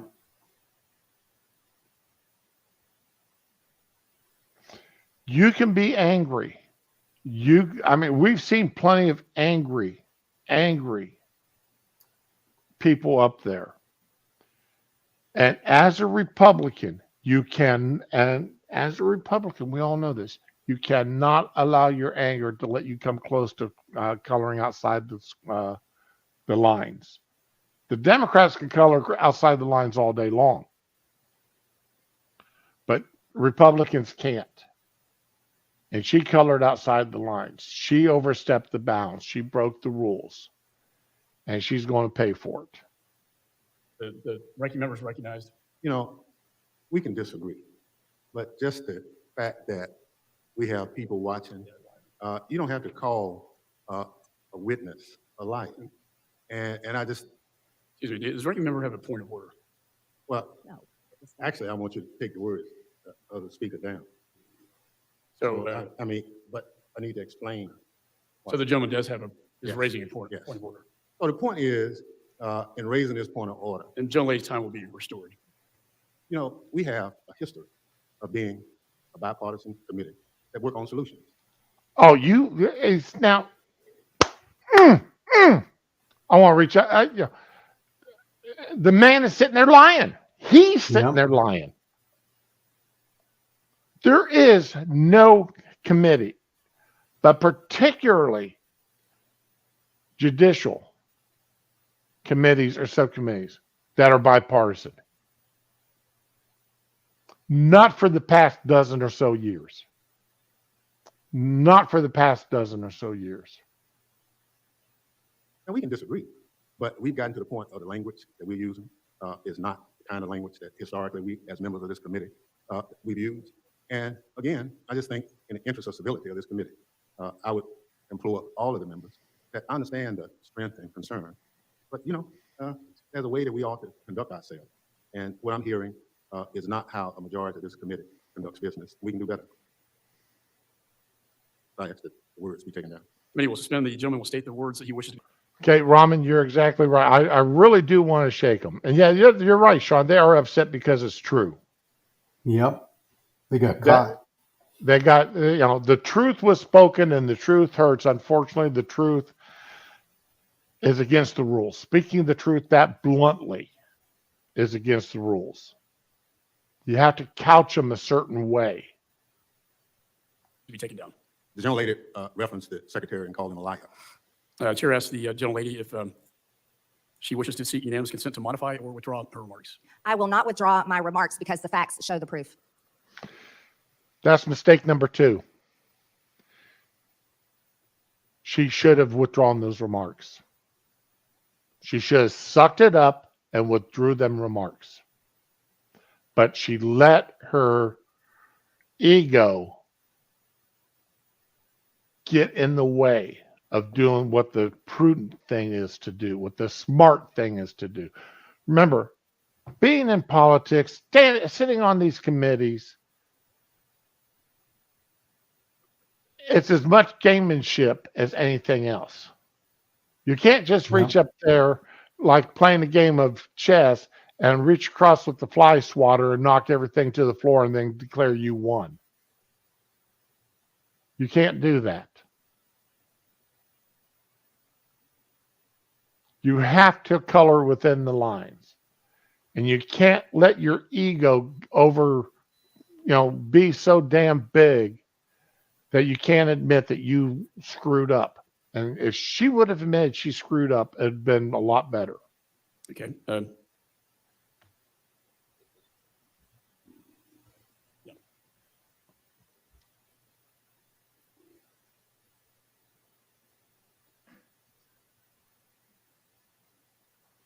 So in making a ruling on this, it's pretty clear that the rules state you can't impugn someone's character. Identifying or calling someone a liar is unacceptable in this committee. And I make the ruling that we strike those words. Sorry, just. Okay. He ruled that they're going to strike the rules or strike those words. Unfortunately, that's not enough. Point of order, legitimate question. You're recognized. Thank you, Mr. Chairman. Did you move to take the words down or to strike them, Mr. Thompson? I'm sorry, I just stepped in. Yeah, take them down. So Yeah. my understanding is if words are taken down, that means that the member can no longer speak in whatever the proceeding is that those words were said. Personal inquiry, point of personal inquiry. There's no such thing. Stand by just a second. She just screwed herself royally. So in consulting the rules of the House, when we strike, it does terminate the time of the individual who is speaking. So the gentlelady is no longer recognized. The chair now recognizes Mr. Ivey, I believe. Can I make a point of inquiry, Mr. Chairman? You can. So the ruling was that because she used the word liar, that was taken down, which I agree with. Yes. But accusing.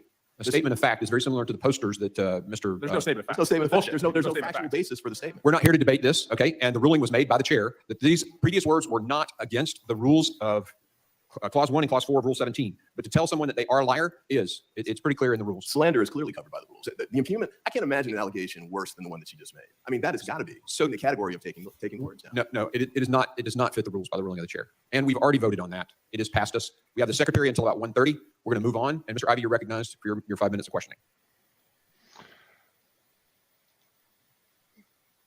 Now, I do not know, but I do not think that she was not allowed to, for the rest of that particular hearing, she was allowed to ask any more questions because of the rules there. That, because she called him a liar and refused to, if she would have taken back them words instead of sitting there on her high horse, no, I said it and I mean it. She would have been able to further question, further make her points, but as it was, everything she said was stricken from the record. Everything she said was stricken from the record. It's as if it didn't exist.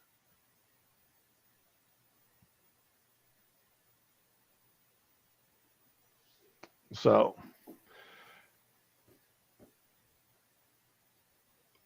Fury, you can't do it in those settings. You cannot call somebody a liar in that setting. What y'all can do in your parliament, and I love watching your guys' parliament. I love watching your parliaments. Your guys' parliament. I sit there and, that's popcorn and soda pop time. Sitting down watching, questions, period. I mean, when I know that's coming on and I got a chance to watch it, man, I'm making up a bag of popcorn and I'm breaking out a big old bottle of pop and some Dr. Pepper or something. I'm going to sit back and watch that and I just have a ball because it's hilarious. But unfortunately, the American system, you can't do that. You can't do what the British system allows you all to do. So, which dickhead? There's too many of them there. And I don't know, and I'm going to be honest, I don't know all their names. Yeah. See, that's the thing. Which dickhead? And trying to remember all their names is like. I agree with you. Yeah, they're.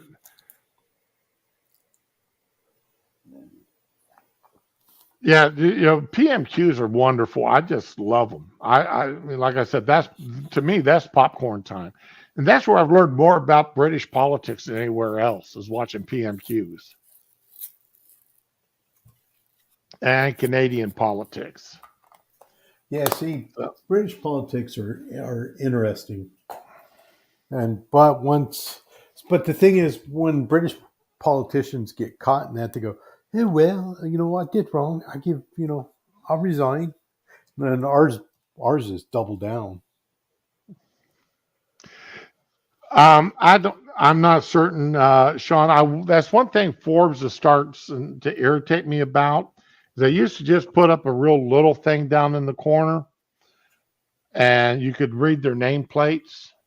But now they've got that big chyron across it, and you can't read nameplates of who's up there talking, and that's a little irritating to me. So, and I don't know who those two people. I don't know who the black guy is there on the Democrats, and the one that was really pushing the issue there on shutting MTG down. But that was that whole. I mean, Monkey just covered a little bit of it last night, but I covered the whole parts 1, 2, and 3 because it was truly amazing to watch. It really was. Okay, I tell you what, Dar, since you're back. Yes. I saved this and for one since you came back, I saved this and for you.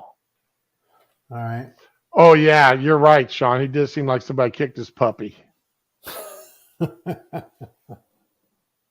You'll get a kick out of this one. All right. All right. Now this is a different hearing. This is a hearing of the ATF. Yeah, lots of hearings, nothing gets done. Yeah.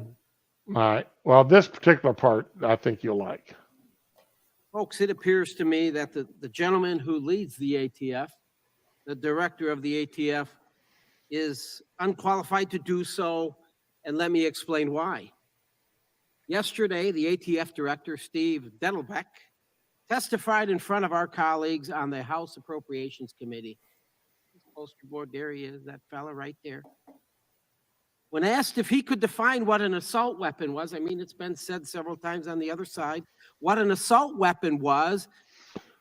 How many times have we heard the claim, well, all we want to do is ban assault weapons? It's just an assault weapon. Mr. Dettelbeck, the sole man responsible for leading an agency charged with enforcing the laws and regulations related to firearms in the United States of America, said, I quote, "Unlike you, I am not a firearms expert to the same extent as you may be," end quote. Let me say that again. The man responsible, this fella right here, the man responsible for gun regulations of the United States of America said he is not the #1 firearm expert in the room that day. Yeah, Fury, that's what it should stand for, but that's not what it is. It's alcohol, tobacco, and firearms. Right. And they always forget the E for explosives. Well, yeah, it's implied, but yeah. But it was originally founded, alcohol, tobacco, and firearms was originally founded to enforce the alcohol tax stamps. That and tobacco tax. They're the revenuers. Yep, the revenuers, and the whole firearms thing didn't come until much later. Didn't come in until the 1930s. Yep. So. And that's when the gangsters started shooting up Chicago and New York with automatic weapons. Because before the 1930s, it fell under the FBI. Yeah, when I was a kid, when I was 16 years old, I could have bought an automatic weapon without any special licensing or anything else. You probably could have bought it through the Sears Roebuck. Yeah, well, no, but you could get 22s and stuff like that. Yeah, I mean, I Fairly. remember seeing ads for guns through the Sears Roebuck. Yeah, he used to be able to buy hunting rifles and everything through there. Let's see, personal defense weapons. Yep. So, yeah, so I totally agree because I've been kind of keeping an eye on that stuff. And, the guy is like, well, I'm not a firearms expert. Then why are you running the ATF then? So, but see, the thing of it is, the ATF, like I said before, was originally to enforce alcohol and tobacco taxation, right? Make sure that, there was no black market for alcohol and tobacco. Recently, the whole firearms part of it has gotten way bent out of shape. I mean, way overreach. And so they're making rules that are not laws, but are enforced like laws. So it's really kind of, the overreach is just astounding. And, the person who runs ATF, okay, so maybe they're not firearms experts or even have a clue what a firearm is. That's fine, because their only real job is to make sure that taxes are being paid. And so I'm not, I'm not really sure what the whole stupid thing is. It could be worse, Dar. England is now banning zombie knives. Of course. So see, that's the thing. They don't have guns, so people kill each other with knives. So are knives weapons of war? Of course they are. Are rocks weapons of war? Inspired by horror films, the curved blades with serrated edges, often sold as collector items, but police have said they're being carried by criminals. Last year in North London, a teenager was killed with one of the weapons. Yeah. So the safeguarding minister, Sarah Newton, said the ban would keep communities safe. So what are they going to ban next? Hammers? Spoons? I mean, if somebody wants to kill somebody, they're going to figure out a way to do it. There's no ban that'll keep people safe. How about cracking down on criminals? That'll keep them safe. The new legislation banning the sale, manufacture, rental, or importation of zombie knives will take effect on Thursday. Anyone caught breaking the law will face up to 4 years in prison. There's a zombie knife. Yeah. Yeah. Wow. Don't have a bat laugh. Don't get caught with a bat. My God, you get 8 years for a bat laugh.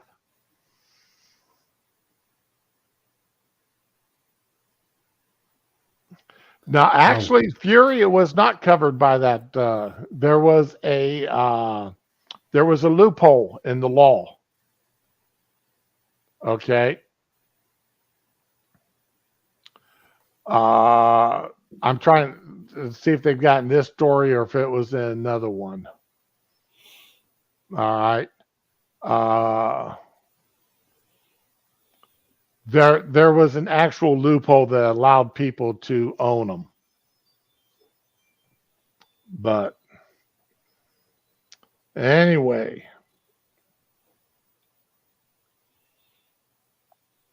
yeah, you'd think that would have been banned under the offensive weapons law, but it wasn't. Offensive weapons law? Okay. Yep. Nobody should be walking around with a pencil of war. I'm sorry. That made me giggle. I just get a kick out of that hatchet. Is that hatchet's probably going to be banned. Yeah, it's kind of. I have a hatchet similar to that in my camping gear box. I don't like that style of hatchet. I don't like because of the handle. I don't like that flat handle. That's the reason I like it. It twists and turn. It twists and turn in your hands too easily when you're using it on wood. Mm, So, okay. it doesn't fit, at least not my hand. It doesn't fit my hand very easily. Well, see, I So, like it because when I'm out backpacking, it fits well into my pack because of the right. flat handle. And I use it for. I don't necessarily use it to cut a lot of wood, so Right. I love this here. 214 suspected homicide in England and Wales where a knife or a sharp instrument was used in 2015 to 16. What about that one dude that held off the bad guys with a narwhal tusk? I thought that was pretty cool. Oh, that was cool as hell. I'm going like, Yeah. yeah. Now there's a pirate. Yeah, that's pirate behavior. I like that. Wait a minute, they got you for your cramping and ice pittance? Yeah. Damn, Fury. Skipping ropes are covered under the flexible bolo laws and nunchucks. Ah. Yeah. Well, you have to have your hammer in one hand and a pocket full of nails in the other. Go around with the tool belt with hammers and nails. You got your nail pouch and a hammer hanging off your belt. You're on your way to the job. You're on your way from the job. I'm sure there's always somebody doing some kind of construction work within a few hundred yards of wherever you're going there. But okay, now I do have a fun story here. One that won't make that. Sit here and wonder what the hell is going through minds. Well, it could piss you off though. No, I didn't want that.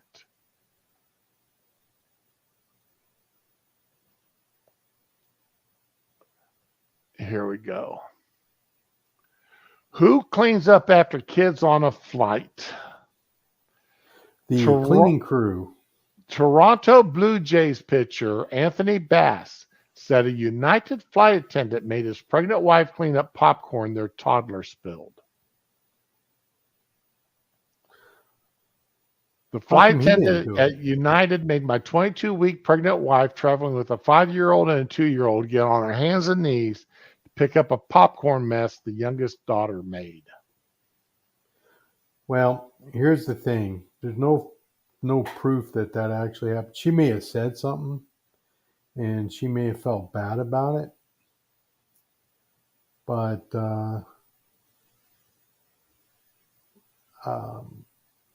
I'm thinking, I don't know. I X'd it out. Well, okay. Bass's wife, Sydney Ray Bass, let's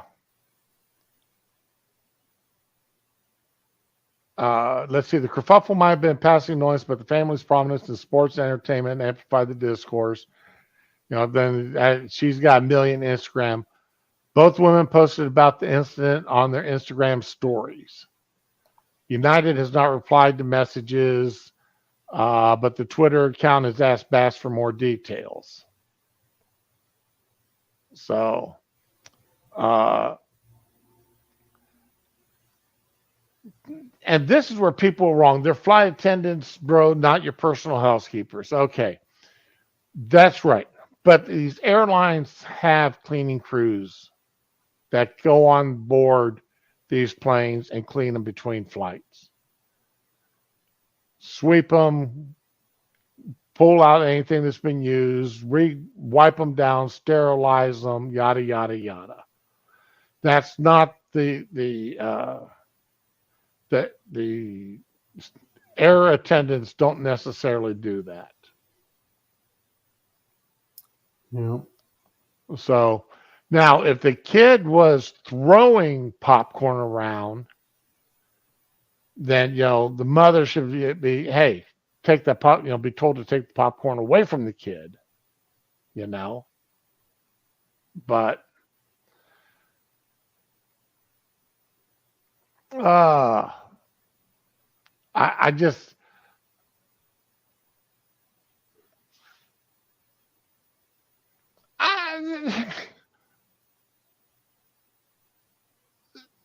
this is a kerfluffle that doesn't need to be. Yeah. Now I could see him if it actually happened. I could see him getting pissed off that that a pregnant woman was forced to get on her hands and knees to clean up popcorn. I would be pissed off too. Well, yeah, like they forced her, and the other thing is, if they said, well, you guys got to clean it up, how come he didn't do it instead of making his pregnant girlfriend do it? So, he wasn't on the plane. Oh, okay. Well, that makes sense. But still, I can't see them I can't see them forcing her to do that. And then that was my next question. How did they force her to get on her hands and knees? Yeah, you're not getting off this plane until you clean that shit up. Yeah, I don't think so. Yeah. So they may have made a lot of nasty comments about it. But I guess that's popcorn scattered there on the seat. I can't see any on the floor, but that doesn't mean nothing. Yeah, so I'm not Could have sure. been in the aisle way. But,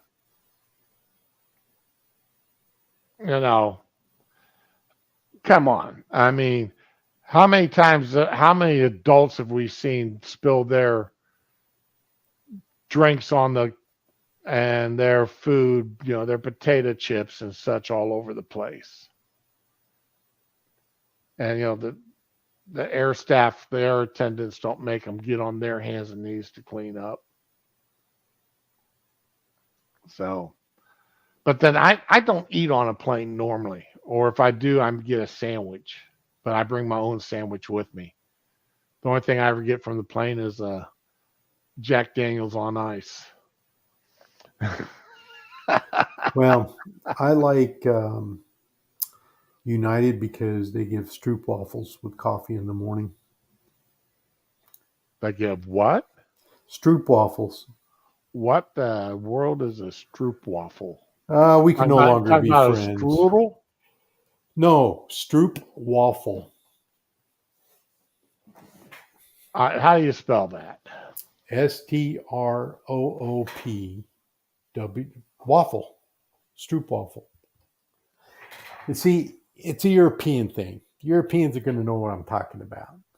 So what you do is Dutch waffle cookies. Yes, and they have. Why didn't you say stuff? Okay, I've had these when I was in Germany. Because it's a Stroop waffle. They're delicious. And I haven't been in Germany. I haven't had one of these things since 1983. So what can I say? I just had one a couple days ago. They sell them in the store. So, how to make Stroop waffles? What's the recipe for these? How do I make them? I go to the store and I buy them. You go to the store and buy them. That's how I make them. I'm looking here to see what does it take. Now I do make my own caramel, so that's easy. Yeah, that's not a hard thing to do. No, 2 cups of sugar, teaspoon of yeast, cinnamon, sugar, unsalted butter, warm water, eggs, salt. Oh, that's easy. Yeah. I just go to the store and I get them. And I have one, because what you do is you take it and you set it over your cup of coffee for a little bit, let it get warm, and the caramel gets gooey, and you just num num num. Goes good with coffee. I like it. Yeah, see,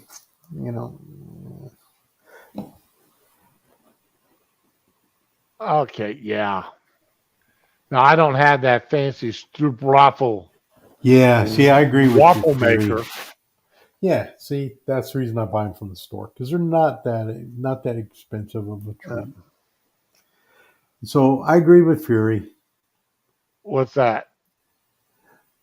When he's talking about they're great with the butter. And butter caramel. Yeah. I have not made butter caramel in years. Yeah, so there's several different brands out there that you can buy. You can buy the actual Stroopwafel brand, Right. which is pretty good, but they have them at Aldi's under their signature brands. And those are like way better. They're a little butterier, nicer. Well, So being as we got Aldi's opened up here not too long ago, I guess I'll switch. Yeah, I tell you, you know what I really love at Aldi's? I've gotten addicted to when they have them. I will change my menu, my planned menu, if I see Aldi's having these. And that is those croissant hamburger buns. croissant or Croissant hamburger buns. I haven't seen a croissant hamburger bun, but we do buy the brioche ones. They've got croissant ones. Oh my Yeah. God, those things are delicious. Well, I always look, but I have not seen those at ours. They don't have them often at Right. at either one of ours. They may get them in. We may see them maybe once every 6 or 8 weeks. See a couple of packages there. But when they do, the wife goes ahead and buys one. And I will change my menu in a heartbeat. She brings those home. I'm pulling the good hamburger out, and we're having bacon cheeseburgers at night for dinner. Nice. Those things are so good. They're actually too good. But in fact, I'm having bacon cheeseburgers for dinner tonight. Nice. We're doing BLTs for dinner tonight. That's right.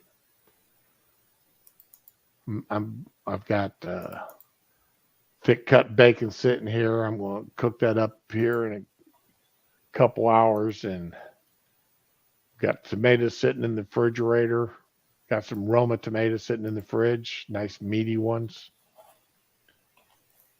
Got some butter leaf lettuce in the fridge. And some homemade bread. Yes. All right. Well, you know what time it is? Yep, it's that time. It's 7 o'clock. 7 Do o'clock. you know where your children are? It's 7 o'clock. That's right, bitch. It's 7 o'clock. All right. So here's my words of wisdom for parting today. If you use a gas grill, why are you a girl? All right. Y'all have a great one. We'll talk to you later. We'll talk to you later. We'll talk to you tomorrow, Dar.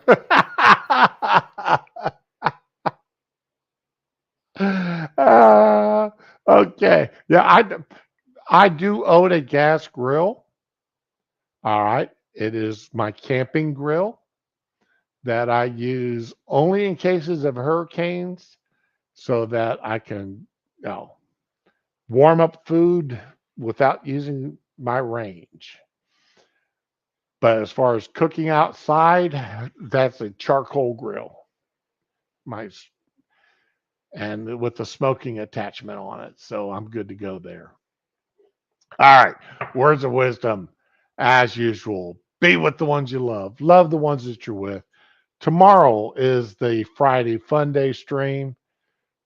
RVA Dar, Undead Ramen, and myself will be having some fun. Thank everybody for coming out. Thank you, Fury and Sean. Oh, I'm sorry, Useless. Glad to see you came up here.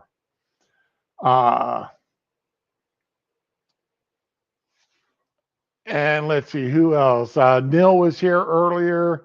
Ramen, my dear, thank you for coming up. Badger, thank you for showing up. Data Wasteland, I appreciate everybody that was here today. Thank you much. We'll be back tomorrow. Have a good one. Behave or have as much fun getting out of trouble as you did getting in it. Ramen.